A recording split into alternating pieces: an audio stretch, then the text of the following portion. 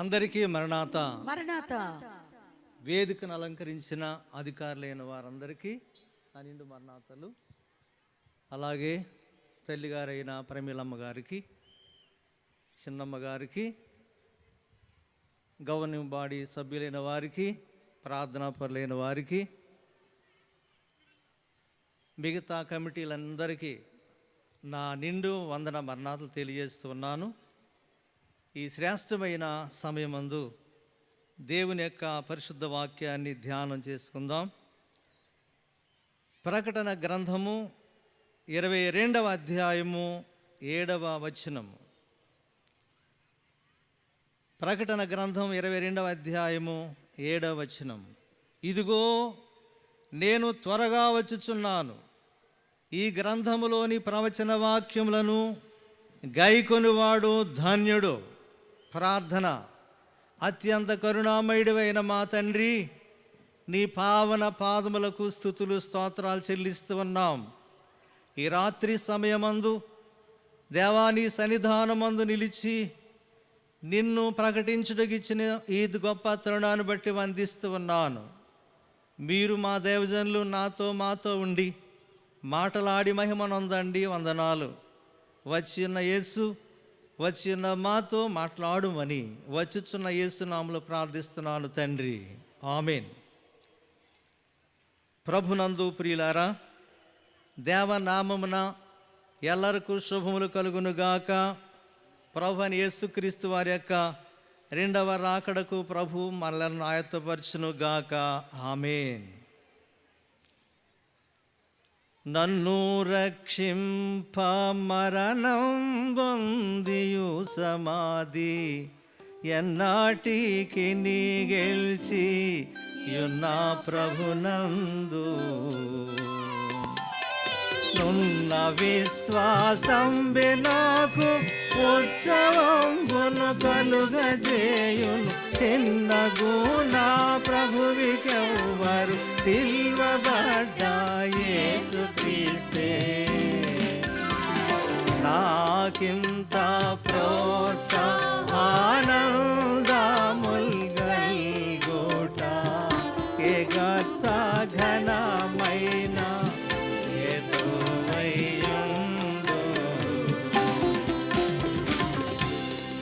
ప్రభునందు ప్రియులారా, మనము చదువుకున్న ఈ వాక్యంలో ఇదిగో నేను త్వరగా వచ్చుచున్నాను. నేను అనే ఈ మాట మనం ఒకసారి ఆలోచించినప్పుడు, నేను అనే మాట దేవుడు తప్ప మరెవ్వరు కూడా పలకలేరు. ఒకవేళ ఏ మనుష్యుడైనా నేను అని పలికినా అది నిజము కాదు అని మనం గ్రహించాలి. నిర్గమాకాండం 3వ అధ్యాయం 6వ వచనంలో ఆ పొద వద్ద మోషేతో మాట్లాడుతూ దేవుడు, నేను నీ తండ్రి దేవుడను, అబ్రహాము దేవుడను, ఇస్సాకు దేవుడను, యాకోబు దేవుడను అంటూ ఉన్నారు. నిర్గమాకాండం 3వ అధ్యాయంలోని 14వ వచనంలో నేను ఉన్నవాడను అంటున్నాడు దేవుడు మోషేతో.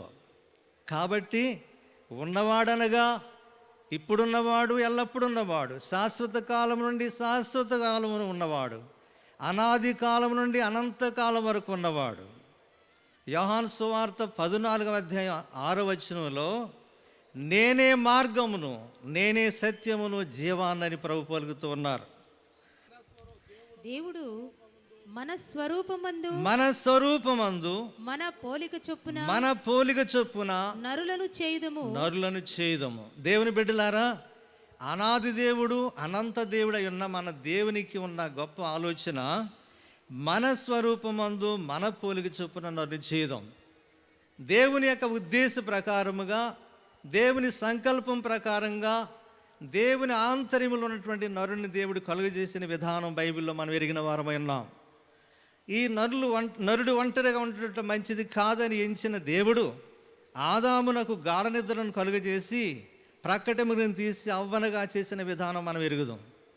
అయితే వారిరువురు దేవుని ఆజ్ఞను మీరినందువల్ల వారు పాపము చేసినట్లుగా మనం బైబిల్ గ్రంథం ద్వారా తెలుసుకుంటున్నాం.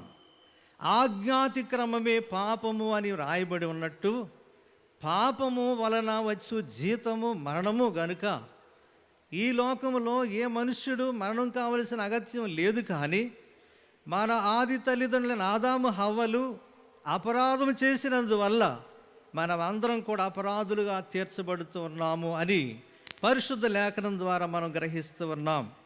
అయితే ఆ దేవాది దేవుడు మనందరినీ కూడా పాపం నుండి విమోచించడం కొరకు, మరణాన్ని తప్పించడం కొరకు, చివరకు నరకమనే యాతనలోకి వెళ్లకుండా రక్షించడం కొరకు దేవాది దేవుడే యేసుక్రీస్తుగా ఈ లోకంలో ప్రత్యక్షమైన సంగతి మనం ఎరిగిన వారమై ఉన్నాం. యేసుక్రీస్తు ప్రభు యొక్క చరిత్ర వివరంగా చెప్పాలంటే మన దైవజనులు దేవదాసయ్య గారే చెప్పాలి. ఆయన రాసిన కీర్తనలు మనం పాడుకున్నప్పుడు ఒక్కొక్క చరణంలో దేవుని యొక్క అంతరంగ ఉద్దేశాన్ని అంతని కూడా ఆయన బయలుపరిచేవారై ఉన్నారు. అంత మాత్రమే కాదు, కానీ క్రీస్తు యొక్క చరిత్ర చాలా ఒబ్బిడిగా, చాలా వివరంగా మనకు అందించిన వారై ఉన్నారు. యేసుక్రీస్తు చరిత్ర వినరండి అనే చరణం పాడుకుందాం యేసునామ స్వరంచండి కీర్తనలో. యేసుక్రీస్తు చరిత్ర వినరండి భూజనులారా, యేసుక్రీస్తు చరిత్ర వినరండి. యేసుదేవుడు నరుడు భూవాసియాయను బోధించెను, ధర్మముల మార్గంబునందు తానే నడచి దారి చూపెను.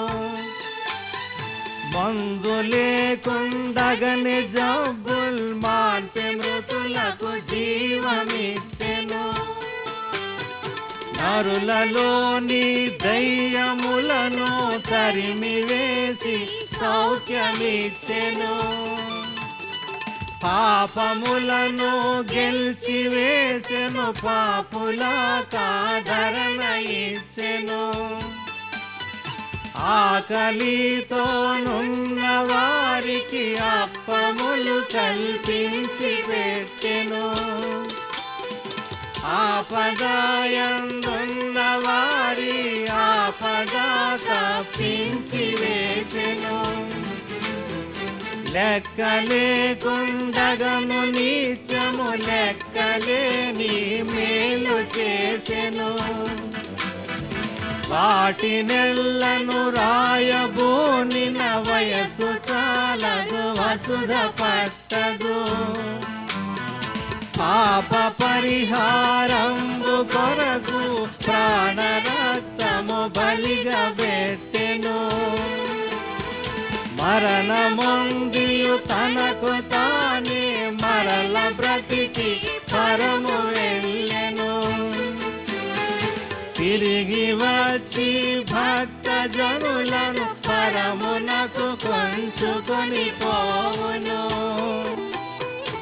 ఇట్టి దేవుడు ఇట్టి నరుడు ఎవరునూ ఎక్కడను లేని, ఇట్టి దేవుడు ఎవరునూ ఎక్కడను లేని.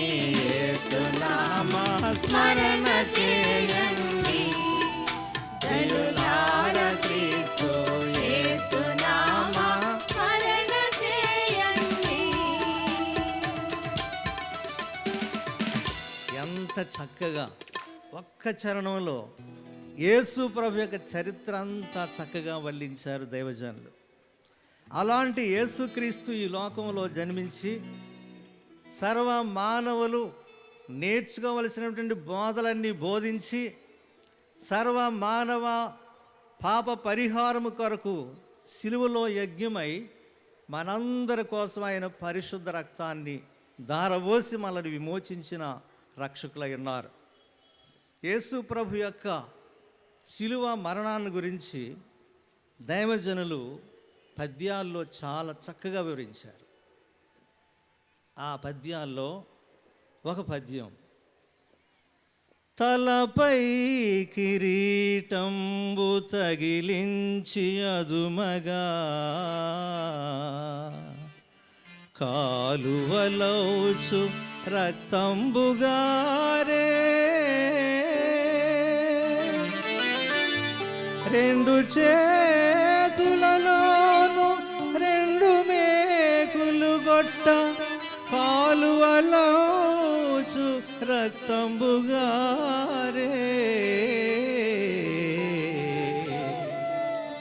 మీగాళ్ళు జతపరచి మేకుతో గొట్టంగా కాలువలోచు రక్తంబుగారే. బల్లెంబుతో బడువ ప్రక్కలో నుండి కాలువలోచు రక్తంబుగారే.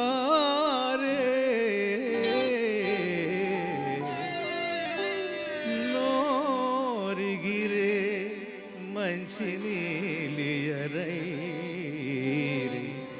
అకటాతన అమూల్య రక్తము మన ధాత్రిజనుల పాప నివృత్తికై చింది పావనుండు. దీని ధ్యానింప శక్తులు తేజరిల్లు.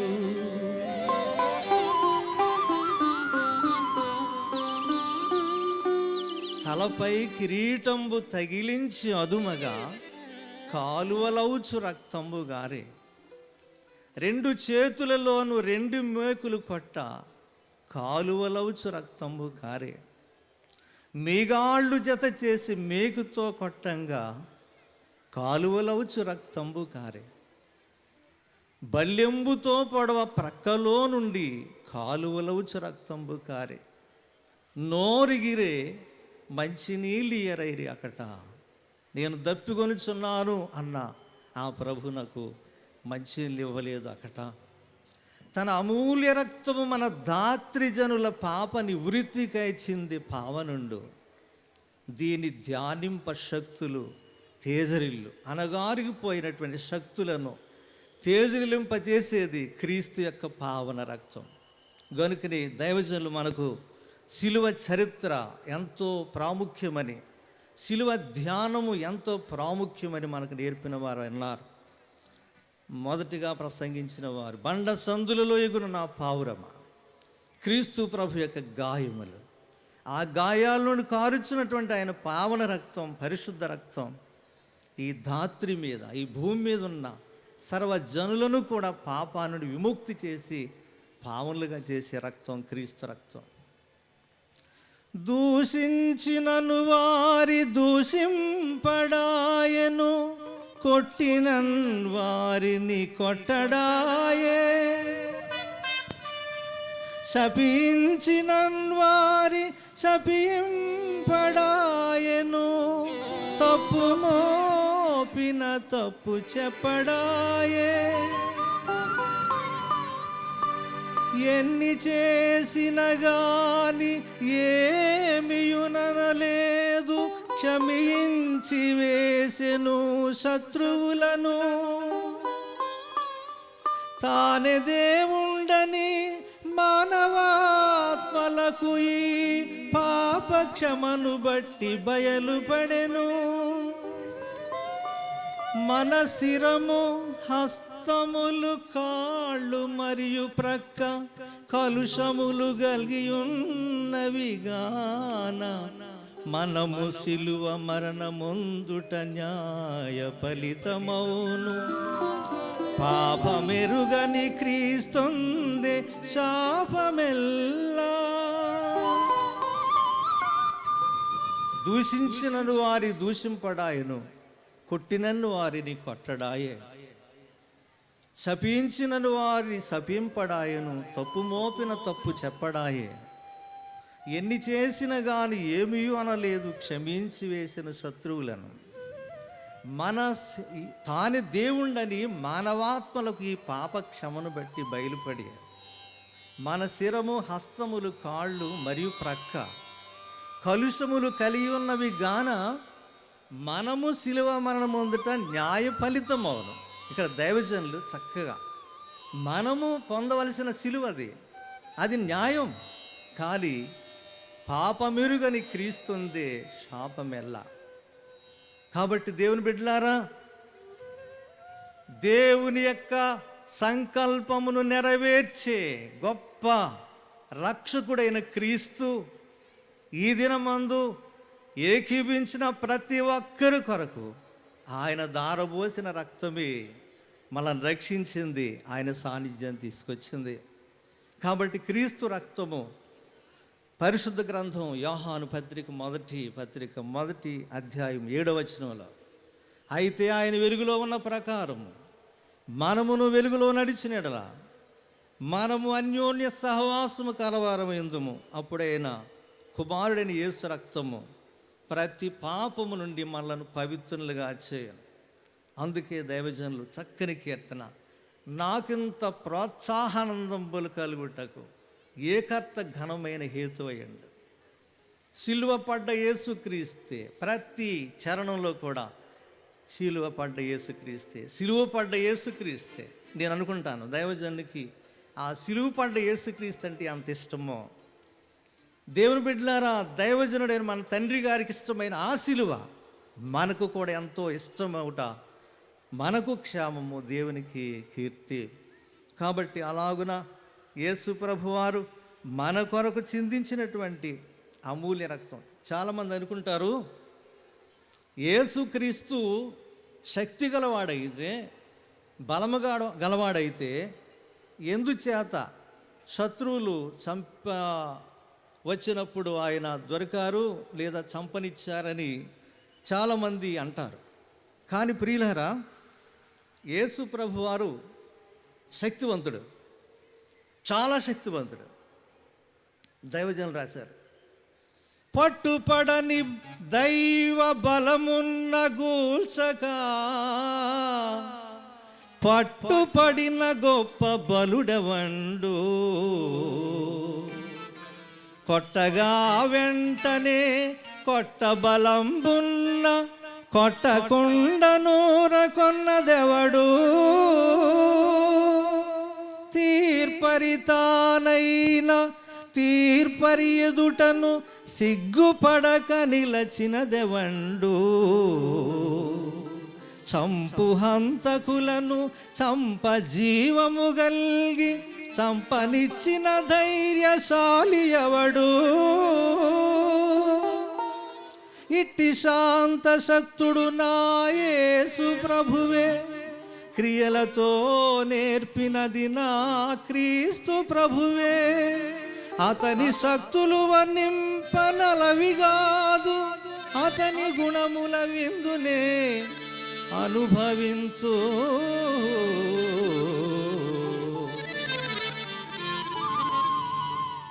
పట్టుపడని గొప్ప బలమున్న కూల్చక పట్టుబడిన గొప్ప బలుడేవాడు, కొట్టగా వెంటనే కొట్ట బలంబున్న కొట్టకుండా ఊరుకొన్నదేవాడు, తీర్పరి తానైనా తీర్పరి ఎదుటను సిగ్గుపడక నిలిచినదేవాడు, అందరికి తీర్పు తీర్చే మహాదేవుడు పిలాతు ఎదుట చేతులు జోడించి అపరాధిగా తీర్చబడిన వాడుగా తీర్పు పొందడం ఏమాత్రము సిగ్గుగా ఆయన ఎంచుకోలేదు. చంపు హంతకులను చంప జీవము కలిగి చంపనిచ్చిన ధైర్యశాలి ప్రభు. ఎంత ధైర్యశాలి అంటే, చంపే హంతకులు చంపుతుండగా ఆయన శరీరాన్ని, ప్రాణాన్ని, ఆత్మను కూడా అప్పగించిన ధైర్యశాలి. ఇట్టి శాంతశక్తుడు నా యేసు ప్రభువే. అయ్యగారుకున్న మురుపు, నా ప్రభు ఎలాంటి వాడంటే శాంతిమూర్తి. ఇట్టి శాంతి శక్తుడు నా యేసుక్రీస్తే. అతని శక్తులు వర్ణింప అలవి కాదు, అతని గుణముల విందు నేను అనుభవిందు. కాబట్టి ప్రియులారా, అలాగున మన ప్రాణప్రియుడు నిన్ను నన్ను రక్షించి ఆయన అమూల్య రక్తముతో శుద్ధీకరించి ఆయన రూపములోనికి, ఆయన పోలికలోనికి మార్చడానికి ప్రయాసపడ్డారు. మన స్వరూపమందు మన పోలిక చొప్పున చేద్దాం మనిషిని అనుకున్న దేవుని సంకల్పాన్ని మానవుడు తృణీకరించాడు. కానీ ఆ సంకల్పాన్ని నుండి మానవుడు వైదొలగకూడదు, వేరు కాకూడదు. నా సంకల్పం నెరవేర్చుకుంటానని దేవాది దేవుడే యేసుక్రీస్తుకి లోకానికి వచ్చారు. దేవాదేవుని మొక్కలండి కీర్తనలో ఒక చక్కని చరణం దైవజనులు. దేవుండే మన మానవుండై యేసు క్రీస్తుగా వెలసి తిరిగే నీలపై చావంది చావును చంపి జీవించేను కావున మనకు మోక్షంబు నమ్మిన ఎడల దేవుని మ్రొక్కాలిండి ఓ ప్రియులారా దేవా రాజును గల్వా. యేసు ప్రభు వారు చేయవలసిన పనులన్నీ చేసి ముగించి సమాధిని జయించి తిరిగి లేచి ఆయన ఆరోహణమై వెళుచు నేను వస్తాను మరలా. యేసు ప్రభు సజీవంగా ఉండగానే ఒక మాట సెలవిచ్చారు. యోహాను సువార్త 14వ అధ్యాయము 2-3 వచనాలు దయతో ఒకసారి చదవండి. యోహాను సువార్త 14వ అధ్యాయము 2-3 వచనాలు. నా తండ్రి ఇంట అనేక నివాసములు కలవు. లేని ఎడల మీతో చెప్పుదును. నేను మీతో చెప్పుదును. మీకు స్థలము సిద్ధపరచ వెళ్ళుచున్నాను. నేను వెళ్ళి మీకు స్థలము సిద్ధపరచిన ఎడల నేనుండు స్థలములో మీరును ఉండులాగున మరలా వచ్చి నా యొద్ద ఉండుటకు మిమ్మును తీసుకొని పోవుదును. యేసు ప్రభు మాటలు ఎంత ప్రేమగల మాటలో బైబిల్ గ్రంథం మనం బాగా చదివితే అర్థమవుతుంది. సమరయ స్త్రీతో ఆ బావి దగ్గర మాట్లాడుతూ చాలా కష్టపడ్డారు యేసయ్యను మార్చడానికి. చివరిలో ఒక మాట అంటారు, అక్కడ నాకు కన్నీరు వస్తుందండి. ప్రభు అన్న మాట, అమ్మా నీవు నమ్ముము అని నమ్ము అని చాలా ప్రాధేయపడి అడిగినట్లుగా అక్కడ నాకు తోస్తుంది. అంటే ప్రభు నీ ఎడల నా ఎడల అందరి ఎడల నన్ను నమ్ము నీవు నన్ను నమ్ము. అందుకే మనకి మనోవిచారం కూడదని కీర్తనలో ఎల్లవారిని రక్షించుటకు ఎన్నో తిప్పలు పడుచున్నాము, కానీ అల్లరగా మాట్లాడుకుంటారు చాలామంది అన్యులు ఈ సంగతిని గ్రహింపగా. ఎట్టివారినైనా ఏ స్థలమందైనా పట్టి రక్షించడానికి పాటలు పాడుతున్నానంటున్నారు ప్రభు. కాబట్టి అలాంటి ప్రాణప్రియుడు మనందరి కోసం చేసిన గొప్ప వాగ్దానం, ఇదిగో నేను వెళ్తున్నాను, నా తండ్రి ఇంట అనేక నివాసాలు ఉన్నవి, లేకపోతే నేను చెప్పే ఉందును, నేను వెళ్ళి మీకు స్థలాలు సిద్ధపరుస్తాను, నేను వెళ్ళి మీకు స్థలము సిద్ధపరచి నేను మరలా వచ్చి నేనుండు స్థలంలో మీరు ఉండులాగున నేను వచ్చి మిమ్మల్ని తీసుకొని పోతాను. ఆ మాట పలికినప్పుడు ప్రభు యొక్క ఆంతర్యములో నుండి ఎంత ప్రేమ ఉప్పొంగిందో అని నాకు తోస్తోంది. ఆయన ప్రేమ, ఆయనతో ఉండడం, ఆయనతో గడపడం. ఈ రోజున మనం అందరం ఈ మహోత్సవాలలో ఆయనతో గడపడం ఇక్కడ వచ్చినప్పటి నుంచి నాకు అనిపిస్తుంది, మన దైవజనులు ఒక యవ్వనస్తుని వలె ఉత్సాహంగా ఆనందంగా ఉప్పొంగిపోతూ ఉన్నారు. ప్రభు అయిన క్రీస్తు ప్రధాన యాజకుడిగా ఆనందిస్తూ ఉన్నారు. ఎంత ఆశ్చర్యం, ఎంత ఆనందం! ఈవేళ యేసు ప్రభు వారు ప్రతి ఒక్కరిని కోరుతూ ఉన్నారు, నా బిడ్డ నీవు నా రక్తంతో కడగబడ్డావు కాబట్టి నేను చెప్పినట్లుగా నీవు నడుచుకో. ఇదిగో నీకోసమే నేను వచ్చాను, నీకోసమే నేను మృతి చెందాను, నీ కొరకే నేను తిరిగి లేచాను, నీ కొరకే నేను పరమునకు వెళ్ళాను తండ్రి దగ్గరికి స్థలాలు సిద్ధపరచడానికి. నేను మరలా వస్తాను, నేను ఉండే స్థలంలో మీరు ఉండులాగున వచ్చి మిమ్మల్ని తీసుకుని వెళ్తాను. ఆ రోజున శిష్యులతో పలికిన ఆ మాట ఈ రోజున ఈ మహోత్సవాల్లో ఉన్న మనందరితో ప్రభు మాట్లాడుతున్నారంటే ప్రభు ఎంత ప్రేమామయుడు. నిన్న నేడు నిరంతరము ఏకరీతిగా ఉన్న ఆ దేవుడు ఈ రోజున ప్రతి ఒక్కొక్కరితో మాట్లాడుతూ, నా బిడ్డలారా నేను త్వరగా వస్తాను, మీరు మాత్రం సిద్ధపడండి, మీరు చేయవలసిన పని అది. ప్రభు వారు మనోవిచారకూడదని కీర్తన చాలా చరణాలు రాకడ కొరకు రాశారు. అందులో ప్రభు అంటున్నారు, నా రాకడకు ఎదురు చూడు, నీ రాకడకు ఎదురు చూస్తాను, అప్పుడు నీ రాకడయు నా రాకడలో ఒకటే అగును.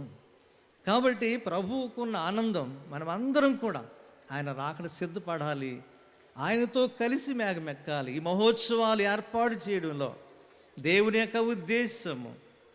మన అధికారులైన వారు, మన కన్వీనర్ గారు ఇంత శ్రమపడి ఈ కార్యం జరిగించడానికి కారణం, మనలో ఎవరు కూడా ఈ భూమి మీద ఉండకూడదు. ప్రభు వచ్చినప్పుడు ఆయనతో కలిసి మేఘం ఎక్కాలి.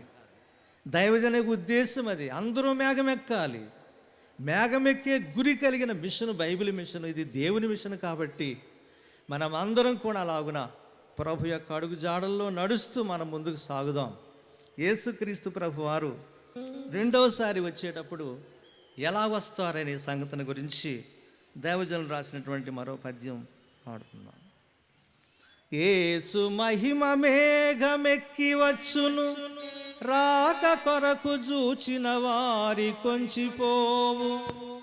రాకకు పూర్వమే లోకాన గురుతులు నెరవేరి రావచ్చు నేడే యేసు. భూకంపములు, భిన్న బోధలు, యుద్ధాలు, వ్యాధులు, కరువులు, భయము భయము, ఇట్టి గురుతులు చూడ యేసు రెండవ మారు వచ్చు. కాలం విదే వచ్చెనిప్పుడు. ఈ గుర్తులన్నీ చూస్తుంటే ప్రభు ఇప్పుడే వచ్చేస్తున్నారు అన్నట్టుగా తోస్తుందని రాశారు. కాబట్టి యేసు ప్రభు వారు చెప్పిన గుర్తులన్నీ మన కళ్ళెదుట నెరవేరిపోతున్నాయి. కాబట్టి యేసు ప్రభు ఇప్పుడే వస్తారు. యేసుక్రీస్తు ప్రభు వచ్చేటప్పుడు ఏం జరుగుతుందో దైవజనులు చక్కగా రాశారు. మన దైవజనులు చెప్పిన విషయాలు ఊహించి రాసిన విషయాలు కాదు, దేవుని ఆంతర్యంలో ఉన్న విషయాలన్నీ మనకి ఉపదేశించిన మహానుభావుడు. ఆయన చెప్పిన మాట ఏమిటంటే, మృతులైన భక్తులు మేఘమెక్కుదురు శ్రీ యేసు మేఘము మీద ఎక్కిరాగా. తర్వాత భూలోక దైవ మానవులను ఎగిరి ఆ మేఘమే ఎక్కగలరు.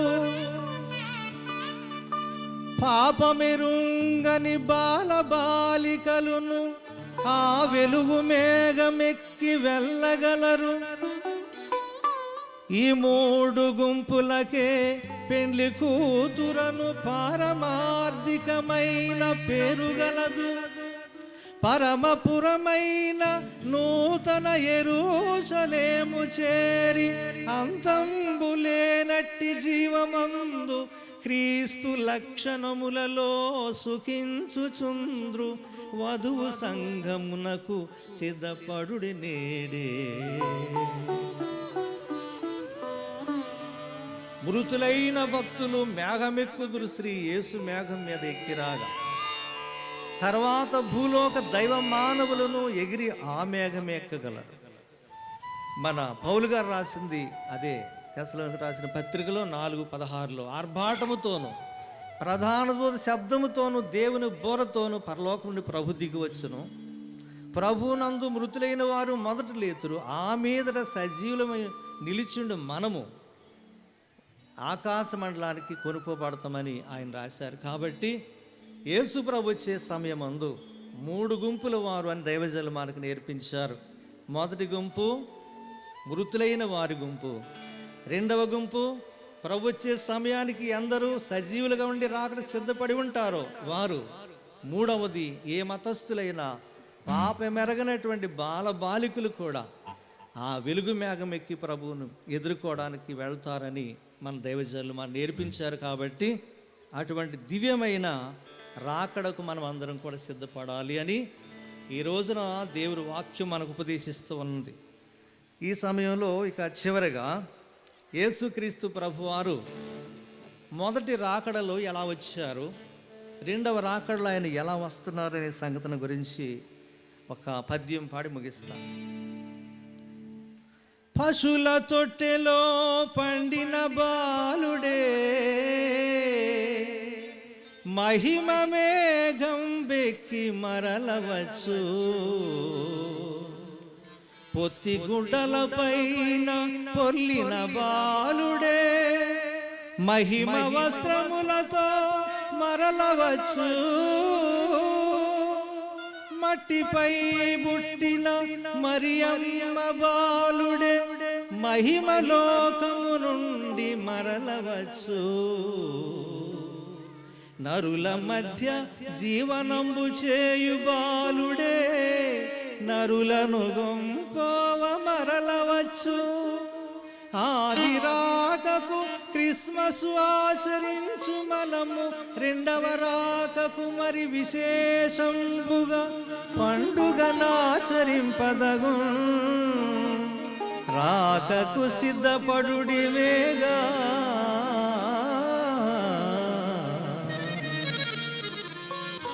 యేసుక్రీస్తు ప్రభు మొదటి రాకడలో పశువుల తొట్టిలో పండిన ఆ బాలుడే మహిమ మేఘం బెక్కి మరలవచ్చు. పొత్తి గుడ్డల పైన పొర్లిన బాలుడే మహిమ వస్త్రములతో మరలవచ్చు. మట్టిపై పుట్టిన మరియమ్మ బాలుడే మహిమ లోకం నుండి మరలవచ్చు. నరుల మధ్య జీవనంబు చేయు బాలుడే నరులను కొంపోవ మరలవచ్చు.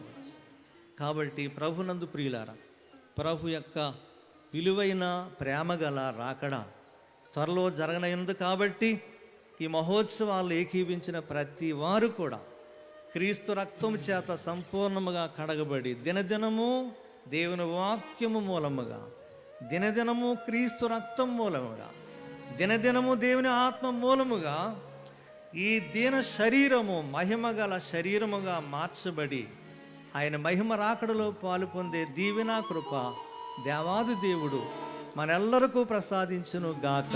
ఆమేన్. చింది ప్రార్థన. మహోన్నతుడైన మా తండ్రి, నీ అనాది సంకల్పాన్ని బట్టి ఈ దినమందు మేము ఇలాగున ఆరాధనలు ఏకీవించుటకును, నీ సన్నిధానమందు నీ వాక్యాన్ని ధ్యానించుటకు ఇచ్చిన కృప మాకు అనుగ్రహించిన దేవా వందనాలు చెల్లిస్తూ ఉన్నాను. మా అధికారులైన వారిని దేవా, గనులైన మా బిడ్డలందరినీ కూడా పేరు పేరున దీవించి మేమందరం కూడా మేఘమెక్కే దీవెన ప్రసాదించి ఘనతను పొందండి.